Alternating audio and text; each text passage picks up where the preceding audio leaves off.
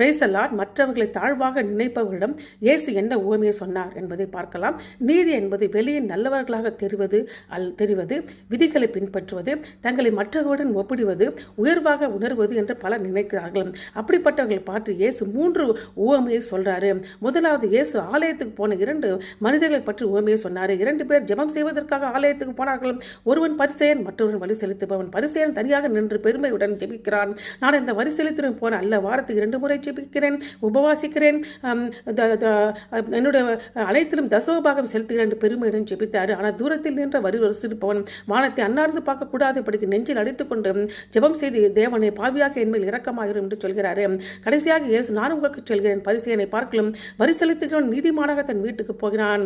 ஏனென்றால் தன்னை உயர்த்துகிறவன் தாழ்த்தப்படுவான், தன்னை தாழ்த்துகிறவன் உயர்த்தப்படுவான். அதாவது இரக்கத்தை கேட்கும் தாழ்மையான பாவியை தேவன் நீதிமான் ஆக்குகிறார், தங்களை பற்றி பெருமை பாராட்டுகிற பெருமைக்காரர் அல்ல. இரண்டாவது, இயேசு 2 குமாரனை பெற்ற ஒரு தகப்பனை பற்றி உவமையை சொல்கிறார். இளைய குமாரன் தனது வாழ்க்கையை வீணடித்து அவமானத்துடன் திரும்பி வந்து தகுதியற்றத்தை ஒப்புக்கொள்கிறான். ஆயக்காரன் கர்த்தரால் நீதிமானாக்கப்பட்டது போல அவன் தன் தந்தையார் இரக்கத்தை பெற்று வரவேற்கப்படுகிறான். ஆனால் மூத்த குமாரன் பெருமையுடன் மனக்கசப்புடன் கீழ்ப்படுதல் காரணமாக தன் அதிகம் தகுதியுடையவன் என்று நினைத்து வீட்டுக்குள் சென்று தன் தந்தையின் மகிழ்ச்சியோடு கலந்து கொள்ளவில்லை. ஆகவே தாழ்மையான மன திரும்புதலை கொடுத்து தேவன் மகிழ்ச்சி அடைகிறார். ஆனால் பெருமை அவருடைய கிருபையை கொண்டாடுவதிலிருந்து நம்மை தடுத்து விடுகிறது.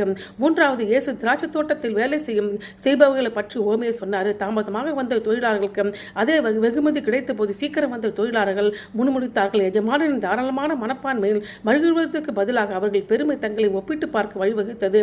இயேசு இந்த உவமையை இவ்வாறு முடிக்கிறார். ஆகையால் பிந்தினோர் முந்தினோராய், முந்தினோர் பிந்தினோராய் இருப்பார்கள். ஆகவே முதலாவது, ஜெபத்தில் நாம் பரிசேயரை போல அல்ல, ஆயக்காரர் போல வர வேண்டும். எனவே நேர்மையுடன் ஜெபிக்க வேண்டும், மற்றவர்களோடு ஒப்பிடப்படக்கூடாது.